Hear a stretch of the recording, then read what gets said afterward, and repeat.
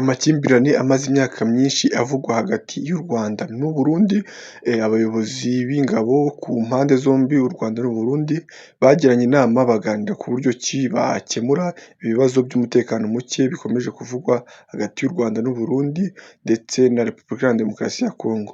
U Rwanda n'u Burundi rero baganiriye ku buryo bakemura aya makimbirane, ku buryo imihahirane yakongera igasubira uko yari imeze ndetse bakabasha no kumvikana ku buryo bumeze neza.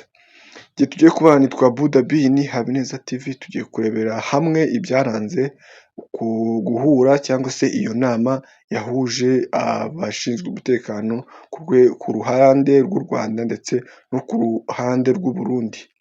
Reka dutangire, mbahaye ikaze, kora subscribe, ufungure inzogera kugira ngo ubashe kubana natwe mu biganiro byose bitaha, ndanagusaba kurangiza iki kiganiro. Minisitiri w'Ububanyi n'Amahanga n'Ubutwererane Olivier Nduhungirehe yatangaje ko mu mpera z'icyumweru gishize inzego z'umutekano z'u Rwanda n'iz'u Burundi zahuriye mu nama igamije kureba uko hakemurwa ikibazo cy'umwuka mubi hagati y'ibihugu byombi. Imyaka imaze kuba myinshi ibihugu byombi bitabanye neza, hamwe u Burundi bushinja u Rwanda kubwima abashatse guhirika ubutegetsi mu 2015. Ikindi gihe bakavuga ko u Rwanda rutera inkunga umutwe wa Red Tabara, ariko byose u Rwanda rwabiteye utwatsi. Mu bihe bitandukanye Perezida Ndayishimiye n'abandi bayobozi bagiye bavuga mu bitangazamakuru mpuzamahanga ko bafite amakuru ko u Rwanda rushaka gutera u Burundi. Kuva mu ntangiriro za 2024 u Burundi bwafunze imipaka yose yo ku butaka ibuhuza n'u Rwanda. U Rwanda rwahakanye ibi birego ruvuga ko iki gihugu bihana imbibi mu majyepfo cyahisemo kwifatanya n'ingabo za Repubulika Iharanira Demokarasi ya Kongo zikorana na FDLR, bityo nacyo gifatanya na FDLR. Ku rundi ruhande umujyi wa Uvira ugifatwa na AFC M23.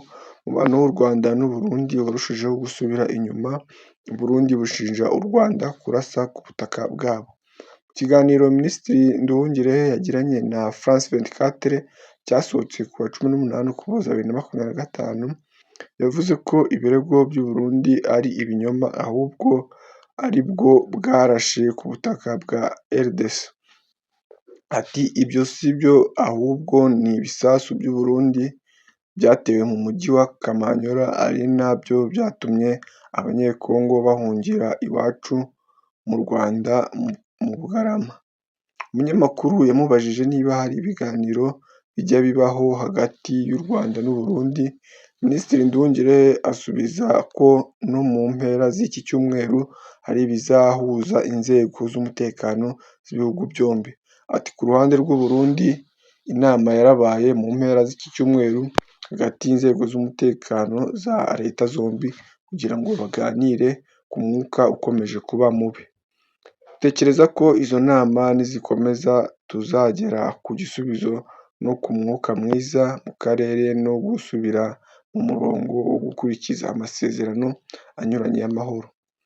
Ku ruhande rwa RDC, ibiganiro bihuza ibihugu byombi bikubiye mu bya Washington, ahahurira urwego rw'umutekano ruhuriweho ruzwi nka Joint Security Coordination Mechanism, ruzakurikirana ibikorwa byo gusenya umutwe w'iterabwoba wa FDLR no gukuraho ingamba z'ubwirinzi u Rwanda rwashyizeho.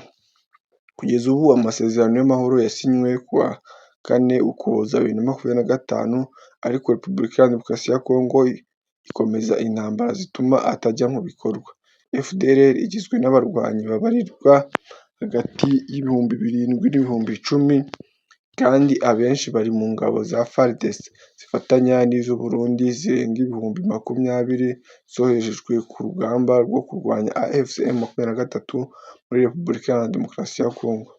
Nduhungirehe yavuze ko inama z'urwego ruhuriweho rw'umutekano zizasubukurwa hagiye kurebwa ku bijyanye no kurandura burundu umutwe wa FDLR n'ikurwaho ry'ingamba z'ubwirinzi z'u Rwanda. Mwese twabanye muri iki kiganiro ndabashimiye, njye ndi Abu Dhabi, iyi ni Habineza TV, kora subscribe, ufungure inzogera kugira ngo ujye ubasha kubana natwe mu biganiro byose bitaha, ukore share ndetse ujye no muri comment wandike igitekerezo cyawe turakinyuzamo amaso. Imana ibarinde.